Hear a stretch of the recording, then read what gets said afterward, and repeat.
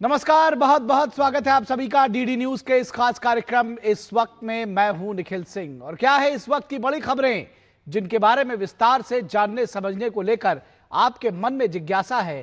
क्या है इन खबरों के मायने, क्या है इनके पीछे का एजेंडा?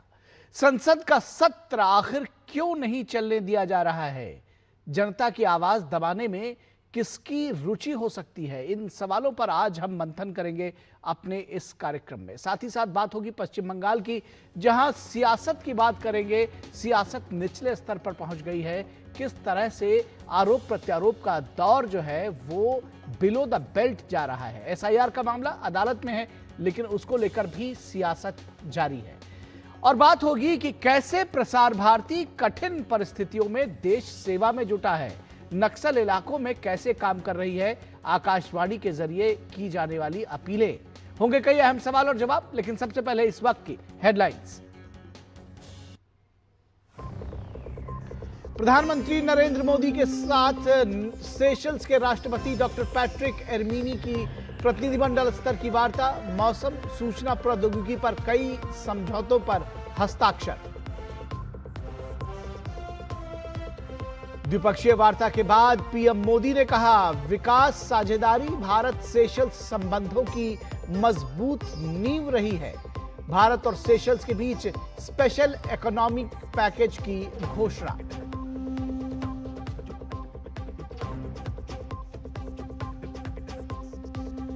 परीक्षा पे चर्चा की दूसरी कड़ी में पीएम मोदी ने दी पढ़ाई और खेल के बीच सही तालमेल की सीख।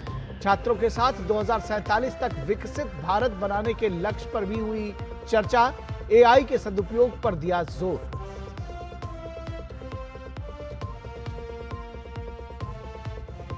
केंद्रीय गृह मंत्री अमित शाह बस्तर पंडुम महोत्सव 2026 के समापन समारोह में शामिल हुए। कहा कि जिस बस्तर में कभी बंदूकें गरजती थी, आज उसी बस्तर में सांस्कृतिक उत्सव हो रहे हैं।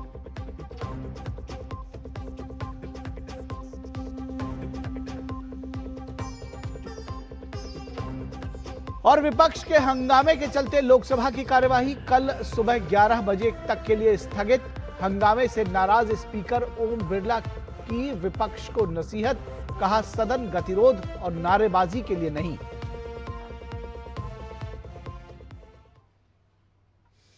तो सबसे पहले बात करेंगे संसद में हंगामे की सियासत। आखिर यह हंगामा क्यों है बरपा? संसद में धन्यवाद प्रस्ताव पर चर्चा के बीच हंगामा ये कोई नई बात नहीं रह गई है, लेकिन हंगामे की सियासत के बीच स्पीकर पर दबाव बनाना एक नई रणनीति का खुलासा हुआ है। खबर यह है कि कांग्रेस की अगुवाई में विपक्ष लोकसभा स्पीकर ओम बिरला के खिलाफ अविश्वास प्रस्ताव लाने की तैयारी कर रहा है। कांग्रेस का आरोप है कि लोकसभा स्पीकर विपक्ष के नेता को बोलने का मौका नहीं देते हैं। कांग्रेस के नेता केसी वेणुगोपाल कहते हैं कि लोकसभा में प्रतिपक्ष के नेता को शैडो प्रधानमंत्री माना जाता है, लेकिन उन्हें बोलने नहीं दिया जाता है।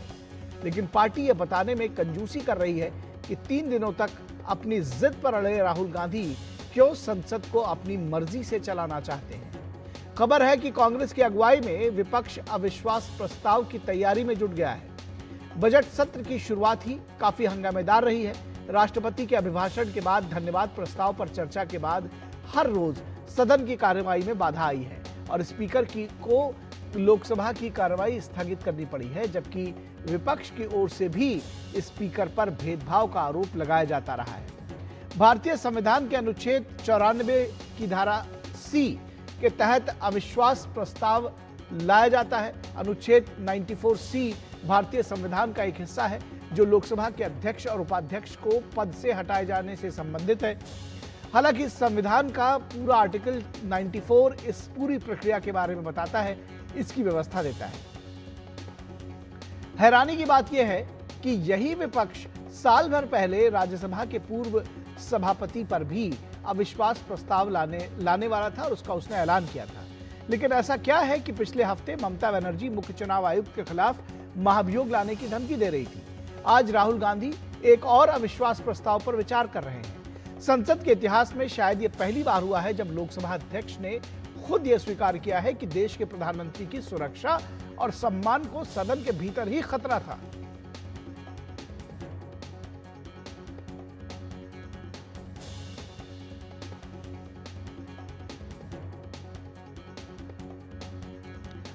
लोकसभा स्पीकर ओम बिरला ने गुरुवार को एक बेहद गंभीर और चौंकाने वाला खुलासा करते हुए बताया था कि उन्होंने ही कल प्रधानमंत्री नरेंद्र मोदी को सदन में आने से रोका था।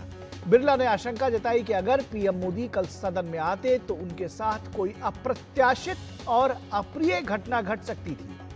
लेकिन कांग्रेस नेता पवन खेड़ा ने कहा कि लोकसभा तो झांकी है, पीएमओ से भगाना बाकी है।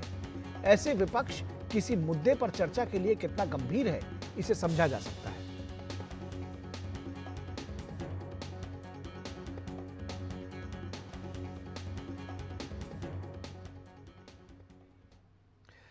तो लोकसभा अध्यक्ष ओम बिरला ने विपक्ष के हंगामे पर कहा कि सदन गतिरोध और नारेबाजी के लिए नहीं है। मेरा आग्रह है कि आप सदन को बाधित नहीं करें। सदन को बाधित करना चाहते हैं, आपको कोई विषय पर चर्चा करनी हो, बातचीत करनी हो तो निश्चित रूप से तर्क करेंगे, लेकिन सदन नियोजित तरीके से गतिरोध और नारेबाजी के लिए नहीं है। तो सदन नियोजित तरीके से गतिरोध और नारेबाजी के लिए नहीं है, साफ तौर पर कहा लोकसभा अध्यक्ष ने। और कांग्रेस नेता मल्लू रवि का कहना है कि विपक्ष के पास स्पीकर के खिलाफ महाभियोग के अलावा कोई रास्ता नहीं बचता है। The intention of opposition is not to move the no confidence motion. It is all because of the compulsory situation created by Speaker. There is no other alternative to the opposition parties except moving no confidence motion. और भाजपा नेता निशिकांत दुबे का कहना है कि ओम बिरला कांग्रेस के रहमो करम पर speaker नहीं बने हैं। अप्रकाशित पुस्तक का मामला खत्म हो गया, किताब के बदले किताब आ गया, तो उनको लगा कि उनके पूरे परिवार का जितना भी रहा बचा कुचा इज्जत था वो खत्म हो गया। लोग अब नेहरू जी के किताब पढ़ रहे हैं, आप इंदिरा जी के किताब पढ़ रहे हैं, राजीव गांधी जी के किताब पढ़ रहे हैं, मनमोहन सिंह जी की किताब पढ़ रहे हैं, पार्टीशन पढ़ रहे हैं। अब उनको लग रहा है कि अब गोल पोस्ट बदलना है, तो गोल पोस्ट क्या बदलेंगे? स्पीकर को हटाने के लिए, स्पीकर कोई कांग्रेस के रहमो करम पर स्पीकर नहीं है, वो बहुमत से एनडीए ने उनको स्पीकर चुना है। इस सदन में एनडीए का बहुमत है, तो आपको जो मर्जी सो करो। और जेडीयू नेता संजय झा का कहना है कि सदन नियमों से चलता है। कोई भी हाउस चलता है तो वो नियम से चलता है। हाउस चलाने का किसके हाथ में? स्पीकर साहब देते हैं, वही नियमन देते हैं। और एक बार उन्होंने अगर ये कह दिया कि भाई जो किताब नहीं छपा उसको यहां उद्धृत मत कीजिए, इसमें क्या गलत है?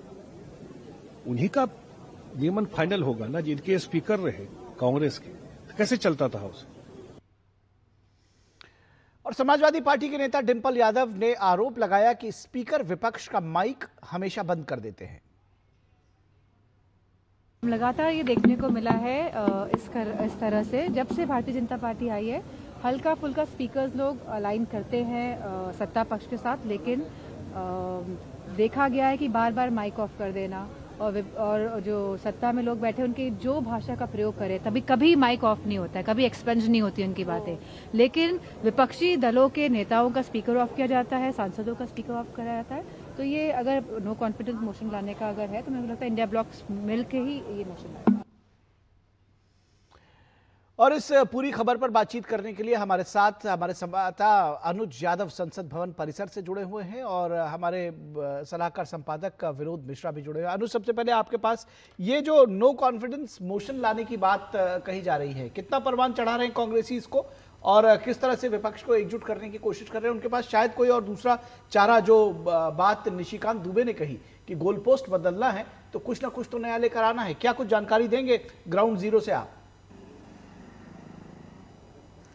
देखिए, सबसे बड़ी बात है कि आज जब सदन की कार्रवाई शुरू होनी थी तो उससे पहले मल्लिकार्जुन खड़गे उनकी अध्यक्षता में इंडी गठबंधन की एक बैठक संसद परिसर में ही हुई, जिसमें समाजवादी पार्टी सहित बाकी अन्य जो विपक्षी दल हैं वो भी उसमें शामिल हुए। और अचानक एकाएक खबरें आई और इस तरीके से जो मीटिंग से बाहर सांसद आए थे उन्होंने कहा कि लोकसभा स्पीकर के खिलाफ अविश्वास प्रस्ताव लाने की चर्चा बैठक के अंदर, इंडी गठबंधन की बैठक के अंदर हुई है। हालांकि इस बात को लेकर हमने जब कई और अन्य सांसदों से पूछा तो कोई तो इसे टालते रहे, बताते रहे कि आपको बताएंगे, मीडिया से बचते रहे इस बात को बताने से। लेकिन केसी वेणुगोपाल ने जब बाहर आकर मीडिया से बात की तो उन्होंने भी इस बात की चर्चा की। एक अन्य दूसरे सांसद हैं, उन्होंने साफ तौर पर कहा कि हाँ, इस तरह की चर्चा हुई है। कुल मिलाकर ये भी खबरें फिर इस बीच आई कि राहुल गांधी कुछ देर बाद आएंगे और वो मीडिया से बात करेंगे। करीब 12 बजे दोपहर की ये बात है। लेकिन राहुल गांधी जब वहां से सदन से बाहर निकले तो वो मीडिया के सामने से निकलते हुए चले गए और हम सब लोगों ने उनसे सवाल पूछा कि इस तरह की खबरें आ रही हैं, क्या कोई अविश्वास प्रस्ताव लेकर आए हैं? तो मीडिया से बिना बात करे ही वो गाड़ी में बैठकर निकल गए। तो कुल मिलाकर आज संसद के अंदर पूरा चर्चा का माहौल यही रहा कि जिस तरीके से आपने पहले एक बार रणनीति बनाई थी दबाव बनाने की, जो चेयरमैन होते हैं राज्यसभा उनके ऊपर, क्या यही एक रणनीति फिर से दबाव बनाने की लोकसभा के अंदर भी विपक्ष कर रहा है? तो ये एक चर्चा का विषय जरूर रहा। लेकिन सबसे बड़ी बात यह है निखिल कि जिस तरीके से विपक्ष लगातार आरोप लगा रहा है कि उनको सदन के अंदर बोलने नहीं दिया जा रहा, तो मैं तो सिर्फ अपनी यही एक बात बोलूंगा, क्योंकि हम सब मीडिया के लोग भी इस बात को जानते हैं कि सदन की कार्रवाई तो रोज 11 बजे शुरू होती है। वेल के अंदर कौन लोग आते हैं, पर्चियां कौन उछालते हैं, हंगामा कौन करते हैं? राहुल गांधी को जब उनकी बारी आई थी राष्ट्रपति के अभिभाषण पर बोलने के लिए, वो तो खड़े हुए थे, उनका माइक भी ऑन था। लेकिन सबसे बड़ी बात है कि चर्चा राष्ट्रपति के अभिभाषण पर होनी थी और राहुल गांधी क्या चर्चा कर रहे थे, किन मुद्दों को उठा रहे थे? तो आपत्ति इन बातों को लेकर है जो चर्चा का विषय ही नहीं है। उस पर अगर चर्चा करेंगे तो निश्चित तौर पर लोकसभा स्पीकर के पास सदन को चलाने का यह अधिकार होता है कि वो दूसरे अन्य मुद्दों पर अगर बात होगी, हो हल्ला होगा, हंगामा होगा, तो माइक बंद किया जाएगा। इस तरह की बात बिल्कुल आती है। लेकिन जिसकी बारी होती है उस सदस्य को बोलने का माइक हमेशा ऑन होता है। इस तरह की तस्वीरें तो संसद से ही देखी गई हैं निखिल। जी जी बिल्कुल, और ये पूरा देश देख रहा है।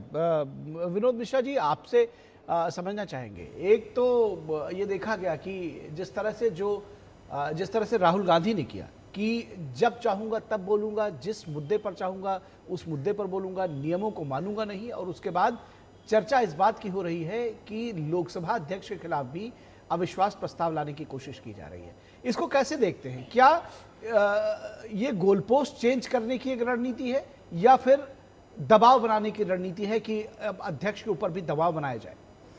निखिल, बात तो ये है कि देश की सबसे बड़ी पंचायत है और एक प्रतिपक्ष के नेता को ये अधिकार तो है कि जब चाहेंगे वो बोलेंगे और उनको बोलने से कोई रोक नहीं सकता, ये भी बात सच है। लेकिन जब वो एक क्वेश्चन आवर है, जब वो देश के जन सरोकारों का मुद्दा, देश के क्षेत्रीय अपने सांसद अपने मुद्दे को उठाते हैं और सरकार को उन मुद्दों पे उन सवालों का जवाब देना होता है, आप अगर उस मुद्दे के बीच में चाहते हैं कि संसद आपकी ही बात सबसे पहले सुने, तो मुझे लगता है कि एक तरह से ये बेईमानी है। ये एक तरह से 540 सांसदों की जो अपने अपनी शिकायतें हैं या अपने अपने क्षेत्रों को लेके, जो विकास को लेके उनका कोई सवाल है, और उस सवाल को अगर आप देख रहे हैं कि लगातार क्वेश्चन आवर को, जो पूरे संसदीय प्रक्रिया में जो सबसे ज़्यादा इम्पोर्टेंट कोई होता है तो वो क्वेश्चन आवर है, और उसमें अगर आप सरकार को जवाब न दें और एमपी को जो अपने अपने क्षेत्र के सवाल लेके आए हैं उनको सवाल न करने दें, तो मुझे लगता है कि ये आपकी एक स्ट्रैटेजी है। बोलने से आपको कोई नहीं रोक सकता, लेकिन टाइमिंग का होता है और मुद्दे की बात होती है। रही बात निखिल, इससे हासिल क्या होगा? इससे हासिल हम देख रहे हैं कि ये चौंकाने वाली बात नहीं है। ममता बनर्जी अभी पिछले 3 दिन के दौरे पे दिल्ली आई थी, तो आते ही उन्होंने चुनाव आयुक्त, मुख्य चुनाव आयुक्त के खिलाफ में कहा कि हम उनके खिलाफ अविश्वास प्रस्ताव लाने जा रहे हैं। कांग्रेस पार्टी ने कहा कि हम भी सोचेंगे। अब सवाल है कि एसआईआर के मुद्दे पे जो फुटेज है वो तो ममता बनर्जी ले गई। अब चाहे अधीर रंजन चौधरी जैसे कांग्रेस के नेता ये बार बार कहते रहे हो कि एसआईआर का मुद्दा सबसे पहले राहुल गांधी ने उठाया था, लेकिन एसआईआर का मुद्दा उनके हाथ से ममता बनर्जी ने ले ली। जिस एसआईआर के मुद्दे को लेके, एक खास वर्ग के वोट को लेके ये पूरा प्रयास है निखिल, वो लीडरशिप आज ममता बनर्जी का है। फिर राहुल गांधी प्रतिपक्ष के नेता के रूप में क्या करें? तो वो सीधे सीधे है कि अगर पार्लियामेंट में, लोकसभा में प्रतिपक्ष के नेता राहुल गांधी हैं तो उनके पीछे खड़ा होना है विपक्ष का। तो ये एक उसी तरह का सोचा है, यानी आप ये कह रहे हैं कि ये अटेंशन सीख करने के लिए, जैसे धनखड़ साहब के खिलाफ में आपको याद होगा कि सभापति के खिलाफ में कांग्रेस मल्लिकार्जुन खड़गे ही लीड ले रहे थे विश्वास प्रस्ताव का, वही सेम ड्रामा आप लोकसभा में देख रहे हैं। ठीक है अनुज, क्या आपको लगता है कि ये पूरी स्क्रिप्ट फिर से दोहराई जा रही है और इससे क्या हासिल होगा विपक्ष को, खासतौर पर कांग्रेस को? क्योंकि ये तो सब जानते हैं कि संख्या बल उनके पास नहीं है।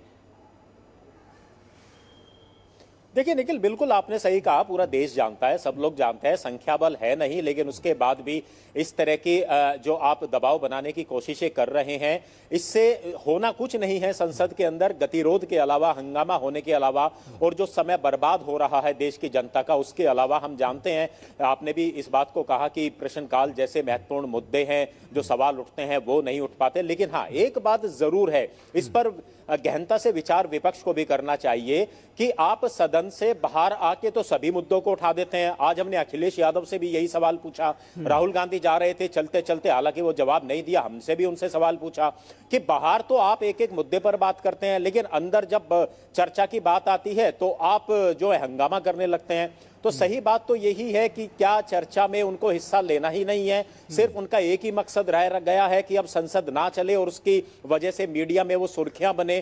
क्योंकि सत्ता पक्ष तो बार बार निखिल यही आरोप लगाता है कि हंगामा करना भी इनकी एक साजिश है और ये साजिश के तहत हंगामा करते हैं, साजिश के तहत पर्चियां उछालते हैं। अगर देखिए बजट के अंदर आप इंडो अमेरिका डील पर आप बाहर आकर बयान देते हैं, अरे बजट के अंदर चर्चा है, बजट पर चर्चा कीजिए और अपनी बात को आप रखिए, सबसे बड़ी बात यह है। लेकिन सदन के अंदर बोलेंगे नहीं, सदन के बाहर मीडिया में बात करके सिर्फ सुर्खियां बटोरना चाहते हैं, इस तरह के आरोप लगातार सत्ता पक्ष बनाता रहा है, बोलता रहा है। तो लगता तो ऐसा ही है कि सिर्फ एक दबाव बनाने की कोशिश है।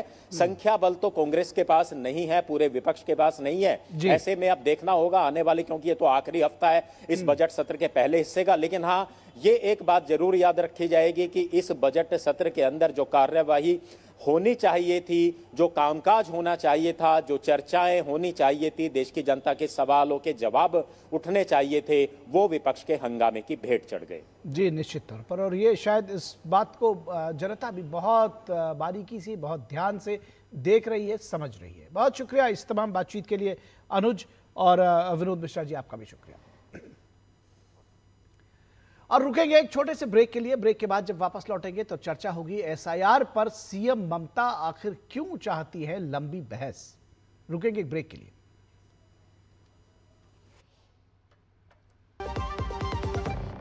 संडे को भी लैपटॉप पे लगे हो? अरे काम वाम छोड़ो, लाइफ में थोड़ा इंटरेस्ट लो। आपके लिए रिक्लाइनर चेयर ऑर्डर कर रहा हूँ, ये देखो। अरे इतनी महंगी चेयर क्यों ले रहा है? आप ही कहते हो लाइफ में ज्यादा इंटरेस्ट लो।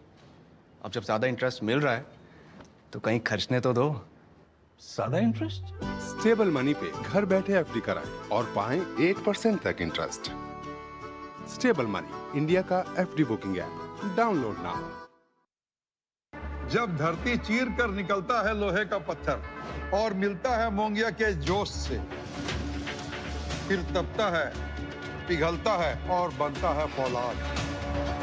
अब होता है सरिया सारी खूबियों के साथ। मोंगिया स्टील, मजबूत देश का मजबूत सरिया। Message message message. Dear investor, एक एक्सपर्ट स्टॉक टिप खास आपके लिए। ये ऐप डाउनलोड करो और पैसे डबल करो। एक्सपर्ट जी, बदमाश का बाप हूँ मैं। ऐप डाउनलोड करने से पहले मैं आपका पूरा रिपोर्ट कार्ड निकालूंगा। मैं मूर्ख नहीं हूँ। डिस्टेंस। यूपीआई कहता है अगर कोई ऐसी सलाह दे तो पहले एडवाइजर की पूरी जांच कर ले और कहे मैं मूर्ख नहीं।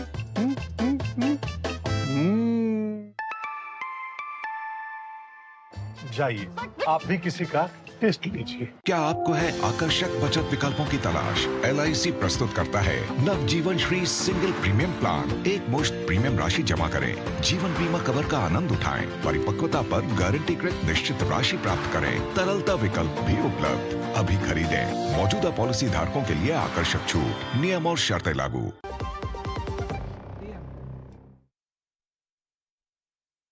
स्वागत है। और एसआईआर पर सीएम ममता आखिर क्यों चाहती हैं लंबी बहस। 12 राज्यों और केंद्र शासित प्रदेशों में एसआईआर का काम लगभग पूरा हो चुका है। कई जगहों पर जहां विस्तारित चीजें हैं वहां पर समय बढ़ाया गया है, लेकिन बिहार के बाद पश्चिम बंगाल में एसआईआर को लेकर सियासी घमासान अभी भी जारी है। अपने 3 दिनों के दिल्ली दौरे में पश्चिम बंगाल की मुख्यमंत्री ने कभी दिल्ली पुलिस तो कभी चुनाव आयोग को खरी खोटी सुनाकर भरपूर फुटेज लेने की कोशिश की, लेकिन सुप्रीम कोर्ट में बंगाल के प्रतिनिधि बनकर केस पैरवी करने खुद पहुंचे। आज सुप्रीम कोर्ट में एक बार फिर सुनवाई हो रही है। सुप्रीम कोर्ट की सुनवाई के बीच डोमिसाइल सर्टिफिकेट को लेकर ममता बनर्जी ने मुद्दा उठाया था। चुनाव आयोग ने एक बार फिर स्पष्ट कर दिया है कि डोमिसाइल सर्टिफिकेट या स्थायी निवासी प्रमाण पत्र एसआईआर दस्तावेज के रूप में मान्य है। ये एसआईआर के पहले दिन से ही मान्य है, लेकिन टीएमसी ने यह प्रचार करना शुरू कर दिया है कि आयोग का ये बयान सुप्रीम कोर्ट में ममता बनर्जी की दलील देने के बाद ही आया है और ये ममता बनर्जी की दलील की दरअसल जीत है।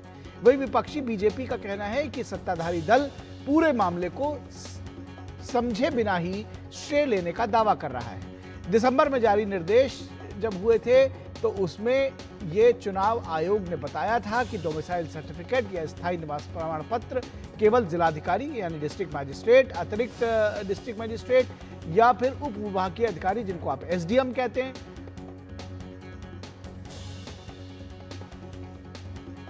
ये सारे अधिकारी ही उसको जारी कर सकते हैं। सांसद, विधायक या पार्षद के हस्ताक्षर वाले प्रमाण पत्र बिल्कुल मान्य नहीं होंगे।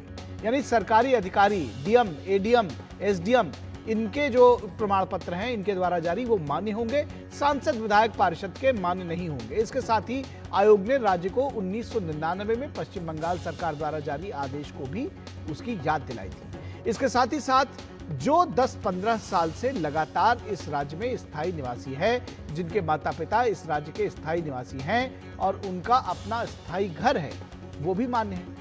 इस राज्य के स्थायी निवासी के साथ विवाह सूत्र में बंधी किसी महिला को जिलाधिकारी, अतिरिक्त जिलाधिकारी यानी एडीएम, एसडीएम, डीएम, पीआरसी दे सकते हैं। लेकिन ममता बनर्जी लॉजिकल डिस्क्रिपेंसी पर लगातार सवाल उठा रही हैं, जबकि वोट जोड़ने और हटाने का जिम्मा उनके मातहत अधिकारी ही कर रहे हैं। तो ममता बनर्जी एसआईआर को बंगाली अस्मिता से जोड़कर बड़ा चुनावी मुद्दा बनाना चाहती है। चुनाव आयोग में ममता बनर्जी दर्जनों बीएलओ की मौत का हवाला दे रही हैं, लेकिन राज्य की बिगड़ी कानून व्यवस्था पर उनके पास बताने के लिए कोई जवाब नहीं है। उत्तर 24 परगना के 2 अलग अलग हिस्सों में हुई 2 घटनाओं ने सत्तारूढ़ दल तृणमूल कांग्रेस की काफी किरकिरी कर दी है। ये ताजा घटनाएं हैं। उत्तर बैरकपुर में अपने घर के सामने हो रहे अवैध निर्माण का विरोध करने पर बैठी 81 वर्षीय बुजुर्ग तुलसी अधिकारी को तृणमूल पार्षद रविंद्रनाथ भट्टाचार्य के गुस्से का शिकार होना पड़ा और आरोप है कि उत्तर बैरकपुर नगर पालिका के वार्ड नंबर 23 के पार्षद ने बुजुर्ग तुलसी अधिकारी, जिनकी उम्र 81 वर्ष थी, उनके पेट में जोर से लात मारी और गंभीर हालात में बुजुर्ग को अस्पताल में भर्ती कराया गया, जहां उनकी मौत हो गई। तो सवाल यह है कि 22 साल बाद राज्य में एसआईआर के जरिए वोटर लिस्ट का शुद्धिकरण हो रहा है, इसमें किसी राजनीतिक दल का विरोध क्यों हो सकता है? फ्री एंड फेयर चुनाव कराना चुनाव आयोग की जिम्मेदारी है। इस ऐसे हालात में राज्य प्रशासन ने चुनाव आयोग की बड़ी अपेक्षा है।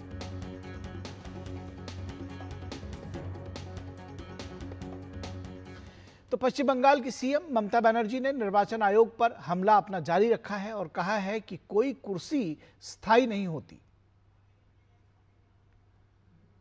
हम 4 टर्म्स मिनिस्टर थे, 7 टर्म्स एमपी थे, लेकिन हम कभी ऐसा इलेक्शन कमीशन को नहीं देखा जिन्होंने इतना एरोगेंट है, ग्रेट लायर है। हम उनको कहा था कि आपको कुर्सी को रेस्पेक्ट करते हैं, because no chair is permanent for anybody, one day you have to go. No chair is permanent for anybody, ये बात ममता बनर्जी कह रही है, लेकिन ये तो उनके ऊपर भी लागू होता है, तो ये बात तो समझने की है। भाजपा नेता दिलीप घोष का कहना है कि ममता बनर्जी के खिलाफ हर कोर्ट में केस चल रहा है। ममता बनर्जी को इतना अगर भरोसा था अपने ऊपर कि जीत जाएंगे, जाना चाहिए, यदि इस प्रकार ड्रामा करने की क्या जरूरत थी। सुप्रीम कोर्ट में सरकार जितना बार जाती है हारती है, क्योंकि बेसलेस विषय लेके केस कोर्ट में जाती है। यहाँ ममता बनर्जी की सरकार के खिलाफ हर कोर्ट में केस चल रहा है, क्योंकि कोई जस्टिस नहीं देते हैं, कोई निर्णय नहीं लेते हैं, लोगों को मजबूरी में कोर्ट जाना पड़ रहा है। तो इस बार ठीक है, आज भी इसका भी नतीजा वही होने वाला है जो पहले हुआ है, लेकिन ममता बनर्जी का और बचने के लिए कोई रास्ता नहीं, केवल अदालत ही बचा है। तो ममता बनर्जी सरकार के खिलाफ हर कोर्ट में केस चल रहा है, ये कहना है, ये आरोप है दिलीप घोष का। और टीएमसी नेता कुणाल घोष ने आरोप लगाया है कि निर्वाचन आयोग भाजपा के इशारों पर काम करता है, लेकिन जनता टीएमसी के साथ है। तृणमूल कांग्रेस ग्राउंड रियलिटी के ऊपर चलता है और ये भाजपा जैसा है ना, वो ग्राउंड के साथ कोई संपर्क नहीं है। तो ये भाजपा का ऑर्डर से चलने वाला इलेक्शन कमीशन, इसको तो बाद में ही सब समझना पड़ेगा, भाया कोर्ट, थ्रू कोर्ट। और बीजेपी नेता सौमित्र खान का ये कहना है कि टीएमसी के जो नेता है, जो टीएमसी की सरकार है, उनके बांग्लादेश के लोगों से ज्यादा प्रेम है।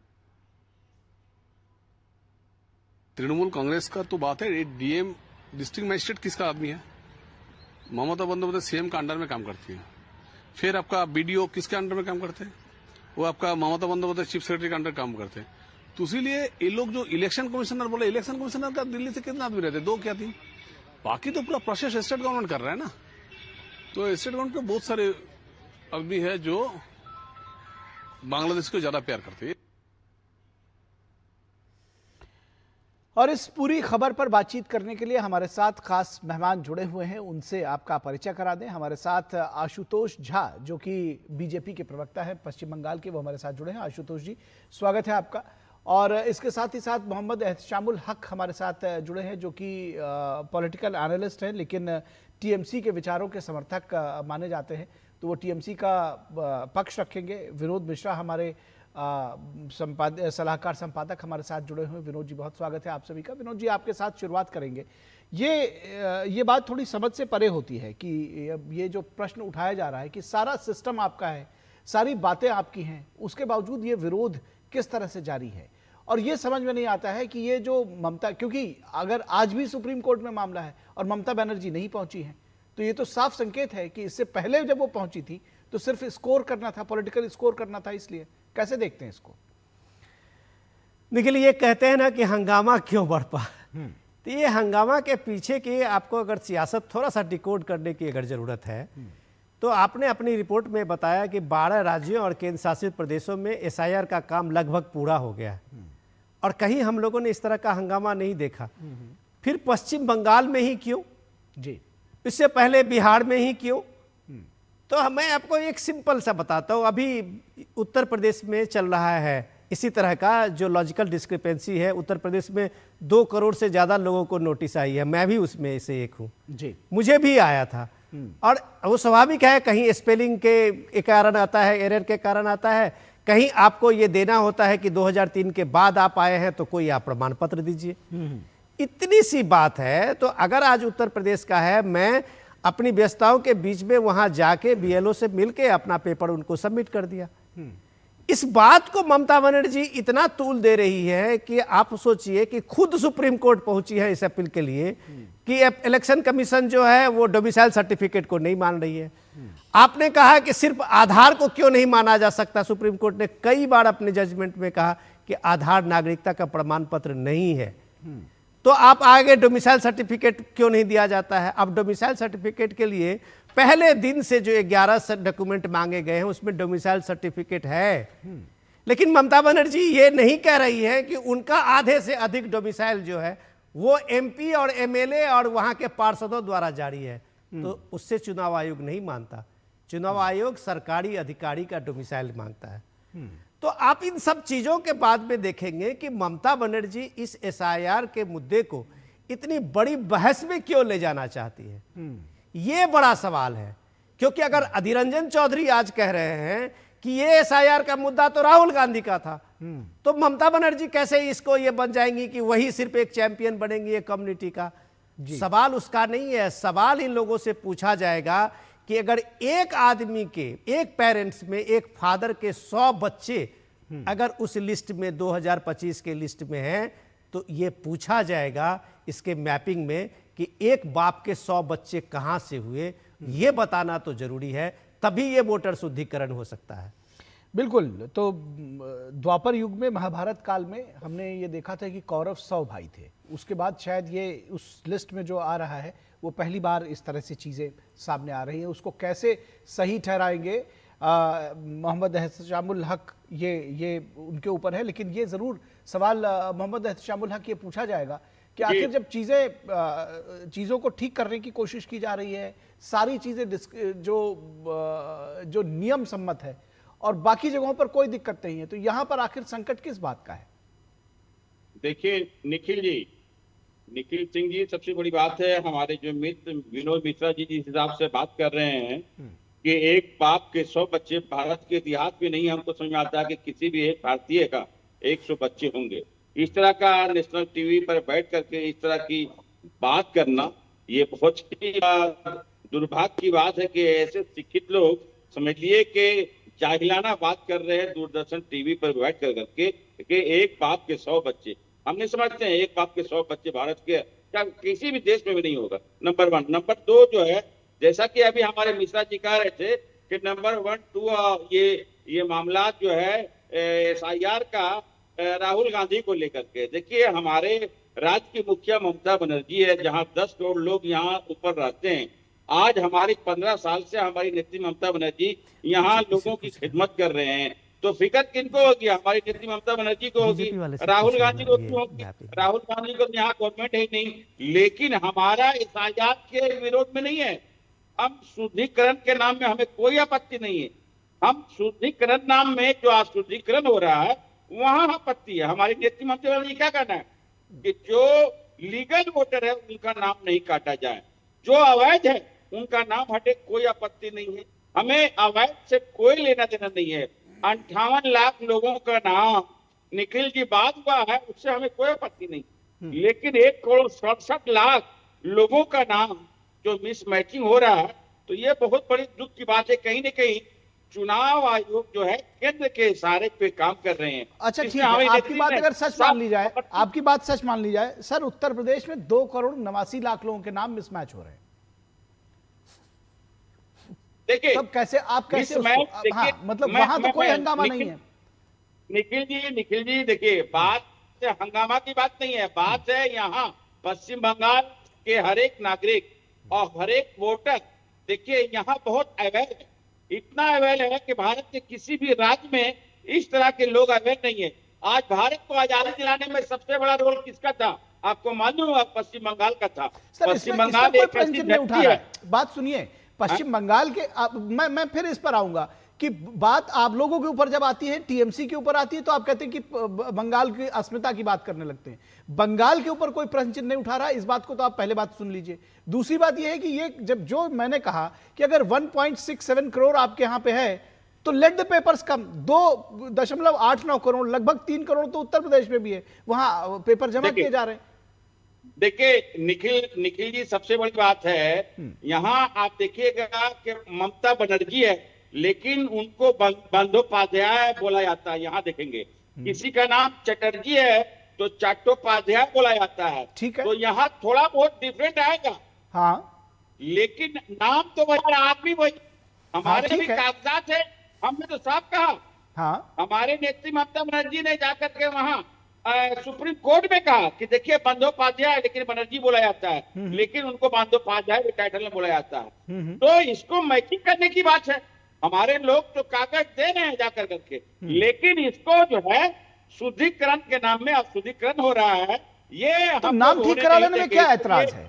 अगर बनर्जी का बंदोपाध्याय है या बंदोपाध्याय का बनर्जी कराना चाहते हैं, कागज देके ठीक करा लीजिए। इसमें प्रॉब्लम, इसमें किसने रोका है? हमारे नेत्री ने क्या कहा, जिस हिसाब से 2024 में जो इलेक्शन हुआ, जिस हिसाब से उसी आधार पर किया जाए। हमें तो फिर आप वापस आ गए उसी बात पे? नहीं, आप फिर वापस घूम फिर के उसी बात पर आ गए कि 2024 के हिसाब से क्यों नहीं करा लेते? मतलब वोटर शुद्धिकरण का विरोध कर रहे हैं। सिंह साहब पूरा समय मैं तो पड़ा बड़े हुआ सामान्य है। तर्क की बात इससे कर रहा हूं पहले सर आपसे। देखिए, सिंह साहब, मैं बिल्कुल आपका इससे विरोध नहीं पहले कर रहा जो- ना, मैं नहीं, समझना देखिए, चाहता सिंह हूं, मैं आपसे समझना चाहता हूं सर कि सीधी तौर पर आपने कहा आप विरोध नहीं कर रहे हैं, बहुत अच्छी बात है। आपने कहा 1.67 करोड़ जो है वोटर्स की उनकी मैपिंग हो रही है, उनका डिस्क्रिपेंसी है, नाम चेंज कराने में क्या रखा है, चले जाइए करा लीजिए, यूपी में लोग करा ही रहे हैं। हो इसमें फिर समय देना पड़ेगा। तो समय दे दिया इसमें गया समय है, देना यूपी में भी 1 महीने पड़ेगा। बढ़ा कोई दिया गया है आपत्ति नहीं है। ये सर, समय सर 7 सुनिए दिन तो में नहीं होगा। यूपी में भी आपने कहा समय की बात कही, आप तो कह रहे हैं कि नहीं 2024 के हिसाब से हो जाए, क्योंकि मूल एजेंडे पर आप वापस आते हैं। अब मैं बीजेपी के प्रवक्ता के पास आऊंगा। सर आपकी बात दरअसल आ गई और शायद जो आप बात कह रहे थे वो मुंह से आपके निकल आई, अगर मैं ठीक समझ रहा हूं तो। आशुतोष झा जी, ये असल मुद्दा क्या ये है कि नामों में डिस्क्रिपेंसी है और नाम जानबूझकर काटे जा रहे हैं, या फिर कुछ लोगों को दरअसल जानबूझकर बचाना है? देखिए, एसआईआर की जिस दिन से घोषणा हुई उसी दिन से मुख्यमंत्री का तथा पूरे तृणमूल कांग्रेस का जो रवैया रहा है, इसलिए अभी देखिए जो राजनीतिक विश्लेषक के रूप में जुड़े हैं तृणमूल जी, शुरू किए कि हमें शुद्धिकरण से कोई दिक्कत नहीं है, और लास्ट आते आते उनके जबान पर आ गया कि जो 2024 का 25 का रोल है उसके हिसाब से चुनाव हो। भाई क्यों चुनाव हो? फिर एसआईआर का मसला, एसआईआर आखिर होनी ही क्यों है यदि आपको पुराने ड्राफ्ट पर करना है, और आपको पुराना वोटर लिस्ट पर इसलिए चुनाव कराना है तृणमूल कांग्रेस को क्योंकि उन्हें भरोसा है कि जो नए नाम जो कट रहे हैं वो इनके वोटरों के कट रहे हैं, और वही जो फेक वोटर्स हैं उनके कट रहे हैं। ये इन्हें अंतर्मन से इनकी आवाज आ रही है, इसलिए इतना विरोध इनका दिख रहा है। अभी देखिए, शुरू हुआ कि जब तक पश्चिम बंगाल के सभी लोग एसआईआर नहीं करा लेते मैं अपना फॉर्म नहीं भरूंगा, ऐसा ममता बनर्जी कह रहे थे। धीरे धीरे होते होते भी सुप्रीम कोर्ट तक गई, वहां गिमिक की, वहां से भी जब इनको कोई रिलीफ नहीं मिला, रिलीफ अगर जायज होगा तो मिलेगा। सुप्रीम कोर्ट में जो बातें ये कह रही है, इलेक्शन कमीशन ने पहले से उन चीजों को एक्नॉलेज करके रखा है। जहां तक डोमिसाइल का बात है उस पर भी एक्नॉलेज किया हुआ है, जहां तक लॉजिकल डिस्क्रिपेंसी वाला इशू है उसको भी एक्नॉलेज करके ईसीआई ने अपना गाइडलाइन चालू करके रखा है। लेकिन आपको समझना होगा, पश्चिम बंगाल के एक नागरिक होने के नाते मैं ये रहता हूँ, तो ये बिल्कुल अगर मोटा मोटा समझे तो इसका सार यही है कि तृणमूल कांग्रेस को यह भय है कि 2026 में यदि चुनाव होगा और एसआईआर के बाद चुनाव होगा तो उनको भयानक रूप से हार का मुंह देखना पड़ेगा। इसीलिए साम दाम दंड भेद जितने तरीके से वो अपने सभी हथकंडा को अपना रहे हैं कि एसआईआर किसी तरीके से रुक जाए। एसआईआर में तो डॉक्टर स्वपन दास गुप्ता जो राज्यसभा सांसद हमारे रहे हैं उनको इशू किया गया, तलब किया गया, वो जाकर वहां पर गए और आधे घंटे से कम में वो समय हो गया। कई भाजपा नेताओं को वहां पर तलब किया गया। तो यहाँ कुल मिलाकर ऐसा नहीं है कि तृणमूल कांग्रेस के लोगों को या फलाने को या ठिकाने को बुलाया जा रहा है। जहाँ लॉजिकल डिस्क्रिपेंसी आएगी वहां इलेक्शन कमीशन तलब करेगा। कुछ डॉक्यूमेंट का लिस्ट है, वहां जाकर दीजिए। छोटा छोटा एक एफिडेविट में काम हो जा रहा है। मैं एडवोकेट हूं, मैं आपको बता रहा हूँ, एक अगर फर्स्ट क्लास मजिस्ट्रेट एफिडेविट मांगा जा रहा है वो ला कर दे रहे, उनका काम हो जा रहा है। तो आखिर इतना हल्ला चिल्ला और इतना जो है आपत्ति क्यों है वो समझ में नहीं आ रही है ममता बनर्जी के। कुल मिलाकर यही है कि भारतीय जनता पार्टी और जो आम जनता है पश्चिम बंगाल का, वो जिस तरीके से एसआईआर का स्वागत कर रही है और लोग बढ़ चढ़ के एसआईआर की प्रक्रिया में अपना भागीदारी जो सुनिश्चित कर रहे हैं जागरूक होने के नाते, तो उससे ममता बनर्जी को लग रहा है कि भाई अगर नया ड्राफ्ट आया, मैं आपको दावे के साथ कह रहा हूं कि जिन जिन सीटों पर, भवानीपुर का सीट ले लेना, भवानीपुर में ममता बनर्जी का जो मार्जिन रहा था जीत का, लगभग उतने ही नाम कट रहे हैं भवानीपुर से। तो उनको पता है कि वो जो नाम कट रहे वो उन्हीं डेड वोटर के नाम है, उन्हीं ट्रांसफर्ड वोटर के नाम है जिनका वोट बूथ पर लूटपाट करके ये लोग डलवाते थे। तो कुल मिलाकर इनको पता है कि चुनाव में हम हार जाएंगे, इसीलिए इनको यह डर है कि एसआईआर नहीं होने देना। लेकिन एसआईआर होगा। ये खिसियानी बिल्ली खंभा नोचे वाला बात है ममता बनर्जी का। उनको जितना आपत्ति दर्ज कराना है टीवी मीडिया के माध्यम से, प्रेस के माध्यम से करे ना। कोर्ट उनकी सुन रहा है क्योंकि उनके वादों में कोई बेस नहीं है, आधार नहीं है उनके तथ्यों पर, ना इलेक्शन कमीशन में उनकी कोई बात है। तो इसीलिए ये बस खिसियानी बिल्ली खंभा नोचे वाली बात है। ठीक है, ठीक है। हमारे साथ हमारे संवाददाता सौरभ दत्ता भी जुड़े हुए हैं। सौरभ, सबसे पहले आपसे एक बार आपसे बात करके उसके बाद इस चर्चा को आगे बढ़ाएंगे। ये समझना चाहेंगे कि जब ये जो डिस्क्रिपेंसी, लॉजिकल डिस्क्रिपेंसी का मामला 1.67 करोड़, बहुत सारे ऐसे लोग होंगे वहां पर, जैसे ये जो विरोध हो रहा है, लेकिन बहुत सारे ऐसे लोग होंगे भी जो स्वतः स्फूर्त जाकर इसको ठीक करा रहे हैं। आम लोगों के बीच में क्या रिएक्शन है इसको लेके? देखिए, लॉजिकल डिस्क्रिपेंसी के बहुत सारे कैटेगरीज है। बहुत सारे कैटेगरीज में एक है कि मैच नेम मिसमैच हो रहा है। फादर के साथ जो कैंडिडेट है उनके साथ नाम नेम मिसमैच हो रहा है, और वही लोग लॉजिकल डिस्क्रिपेंसी के तहत है जिन्होंने 2002 में जिनका नाम वोटर लिस्ट में नहीं है, तो जिन्होंने अपने दादा दादी या फिर पिता माता का 2002 में नाम होने का सबूत के हिसाब से वो डॉक्यूमेंट्स अटैच किए हैं। और इनमें से ऐसे भी लॉजिकल डिस्क्रिपेंसी के अंदर आते हैं जो चर्चा मैं भी सुन रहा था कि किसी के देखा गया है कि किसी के 350 बेटे हैं। चौंकिएगा मत, मैं फिगर एकदम सही बोल रहा हूँ, 350। ऐसे 2 केसेस आए थे जो चुनाव आयोग ने खुद 25 जनवरी को जो नेशनल वोटर्स डे था तभी इसका जिक्र भी किया था। और हाल ही में नानूर में, बीरभूम के नानूर में एक घटना सामने आई है जिसमें एक व्यक्ति के अंदर दिखाया गया है कि उनके 400 बेटे हैं। तो कहां से आए इतने सारे बेटे? इसी के चलते सब लॉजिकल डिस्क्रिपेंसी का जो बात है उसको चलते चुनाव आयोग ने वो सारी बातें जांच कर रहे हैं। और अभी जो सुप्रीम कोर्ट में बहस चल रही है उस बहस में भी लॉजिकल डिस्क्रिपेंसी के साथ साथ माइक्रो ऑब्जर्वर्स को लेके भी जो बहस चल रही थी, क्यों माइक्रो ऑब्जर्वर्स वहां पे नियुक्त करना पड़ा।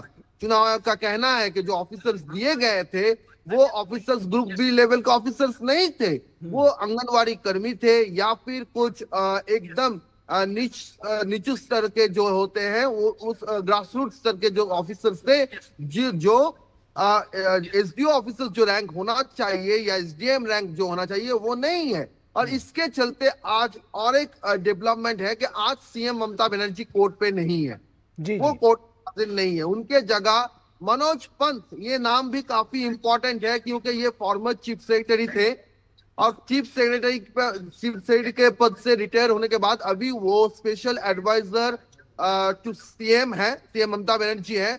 वो सवाल कर वो वहां पे आर्गुमेंट सरकार के बिहाफ से अपना पेश कर रहा है।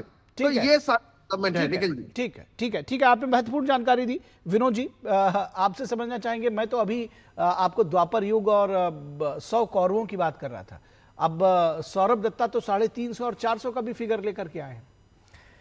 मुझे इस बात का कोई दुख नहीं है। इस्माइल साहब जब ये मुझे टीएमसी के जो हमारे हैं समर्थक, वो मुझे जाहिल तक कहा है।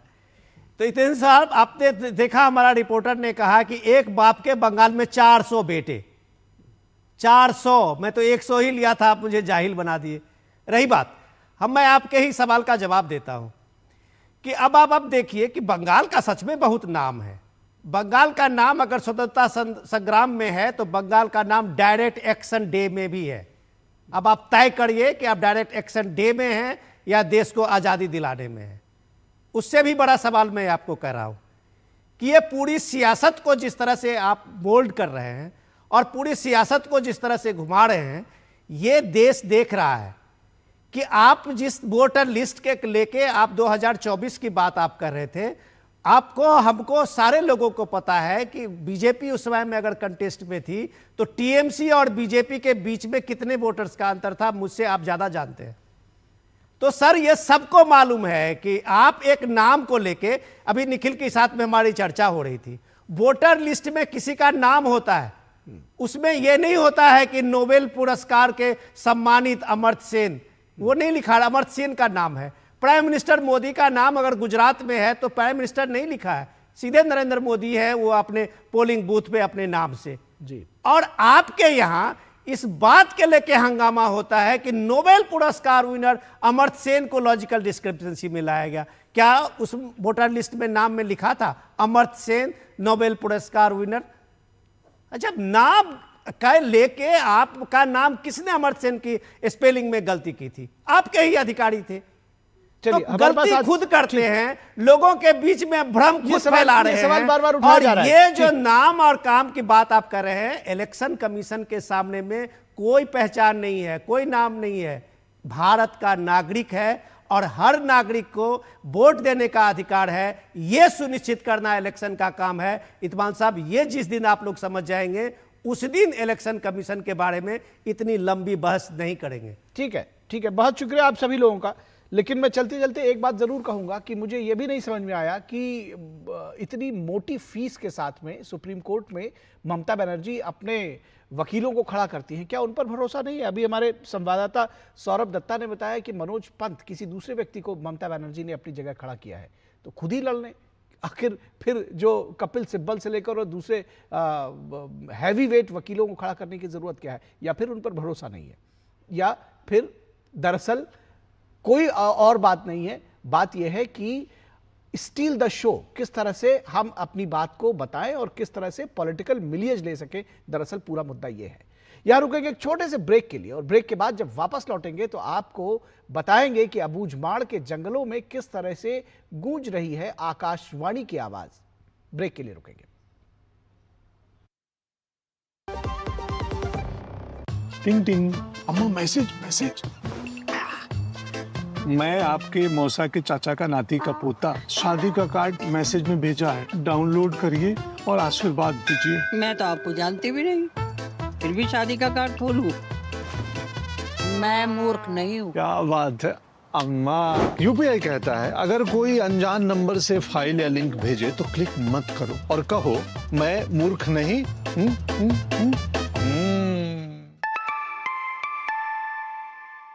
जाइए आप भी किसी का टेस्ट लीजिए।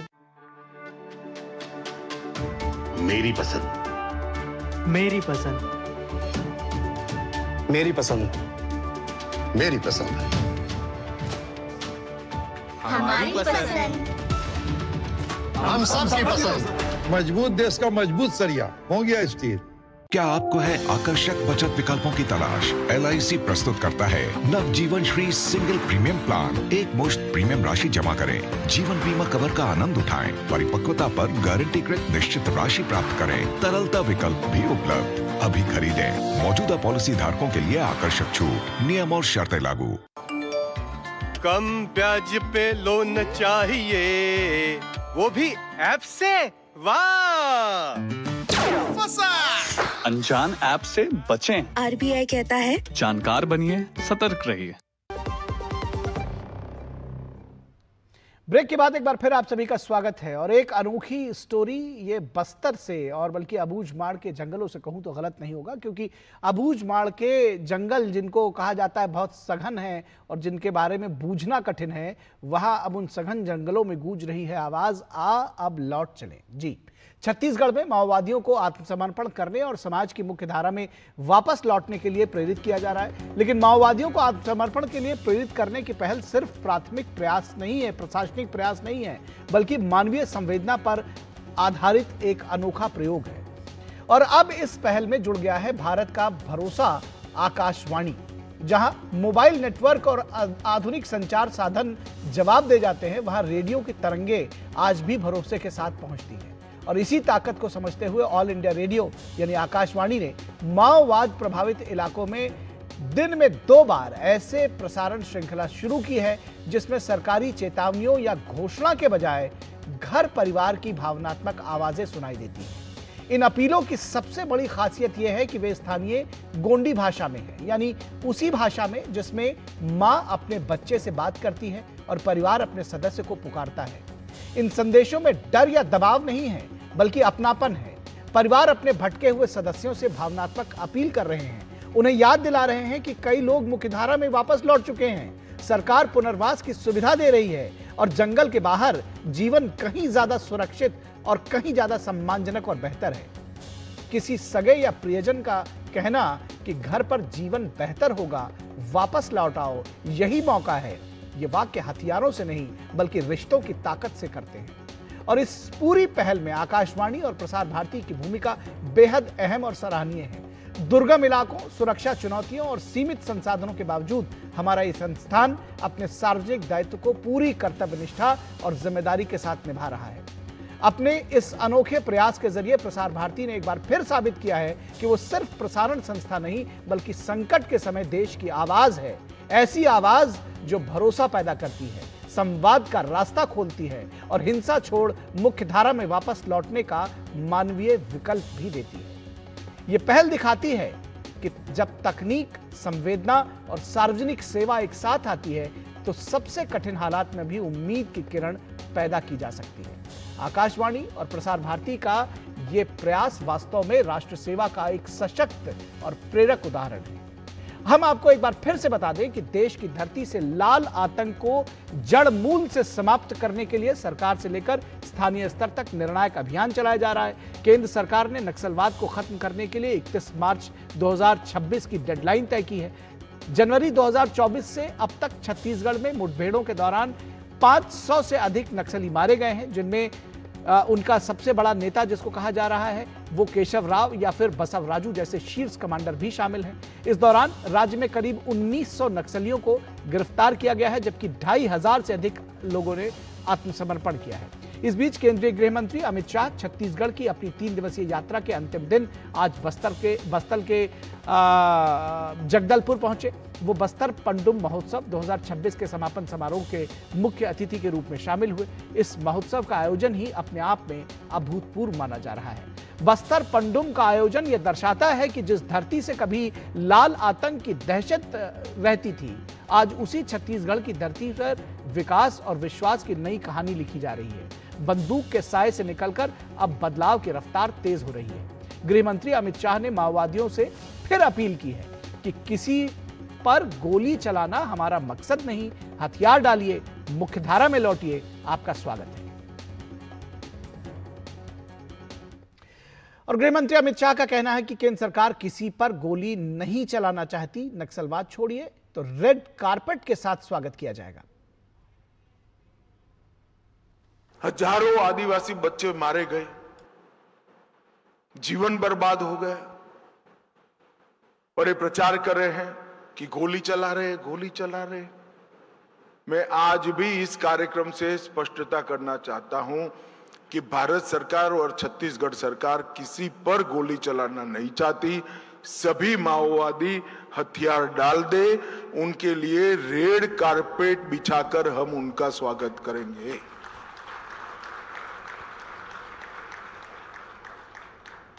और जो बच्चियां हाथ में बंदूक लेकर खड़ी है, उनको तो मैं 2 हाथ जोड़कर विनती करता हूं कि आप तो जरूर सरेंडर कर जाइए। आपके लिए आगे बहुत अच्छा जीवन आपकी राह देखकर खड़ा है। हम किसी को मारना नहीं चाहते।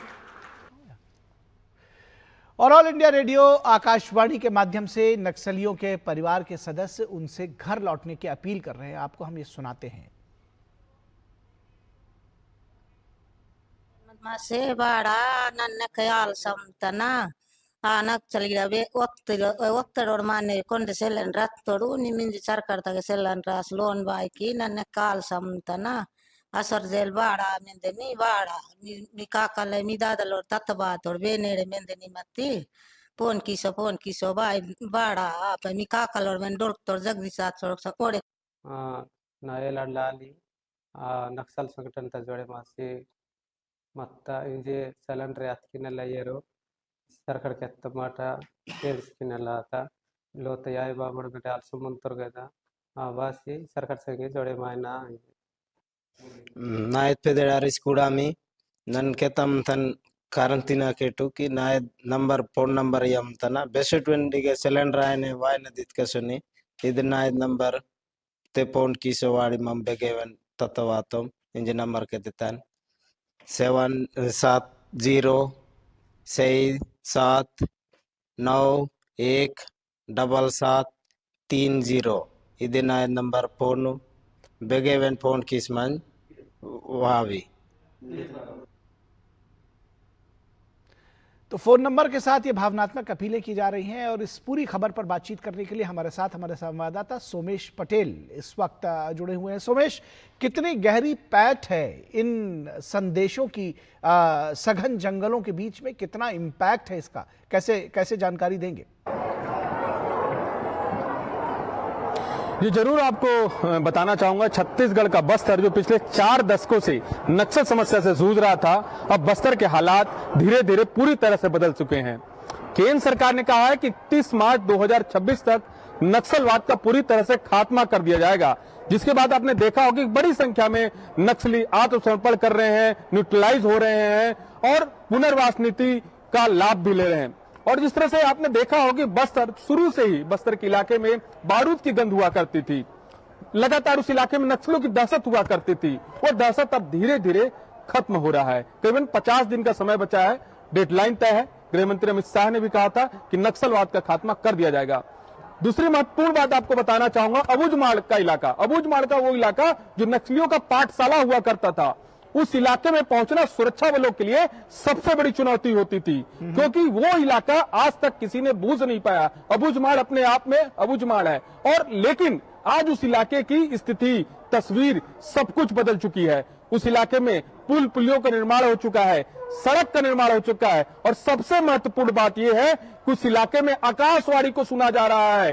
प्रसार भारती के माध्यम से जिस तरह से उस इलाके में जो स्थानीय लोग हैं, जो जिनके बच्चे जो जंगलों में चले गए थे, अपील कर रहे हैं कि आप वापस लौट जाओ, आप घर आ जाओ। जिस तरह से दरअसल मैं आपसे यही जानना चाह रहा हूँ, अपीलों का कितना असर है गोली, मैं आपसे यही जानना चाह रहा हूं सोमेश की उन अपीलों का कुछ असर दिख रहा है, कोई उसकी मैपिंग कुछ हो सकती है, कोई उस पर रिएक्शन कुछ अब तक आप लोगों को मिला है? जी, बस्तर के तमाम मैं लोगों से बातचीत कर रहा था, अभी मैं बस्तर में हूं। लोगों से जब हमने बातचीत की तो उनका साफ तौर पे कहना था कि आज सबसे बड़ा साधन है आकाशवाणी। आकाशवाणी के माध्यम से उनकी आवाज पहुंच रही है, जंगलों में लगातार वह सुन रहे हैं और अपील कर रहे हैं। उनके परिवार वालों के लोग कह रहे हैं कि बच्चे घर वापस लौट आओ। अब आपको आत्मसमर्पण करना है। जिस तरह से उस इलाके में अबुझमाड़ का इलाका था, नक्सलियों की दहशत हुआ करती थी, बारूद की गंध हुआ करती थी, उस इलाके में बारूद की गंध नहीं बल्कि आकाशवाणी की आवाज सुनाई दे रही है, स्कूल की घंटियों की आवाज सुनाई दे रही है। और स्थानीय लोग साफ तौर पर कह रहे हैं कि बरसों से जो इलाका पिछले 4 दशक से नक्सल समस्या से जूझ रहा था, वो इलाका बदल रहा है। बिल्कुल, और आकाशवाणी दूरदर्शन और प्रसार भारती के प्रतिनिधि के तौर पर आप भी उसका हिस्सा है, आप भी बधाई के पात्र हैं। बहुत शुक्रिया सोमेश इस तमाम बातचीत और जानकारी के लिए। तो इस वक्त में बस इतना ही, इजाजत दीजिए, नमस्कार।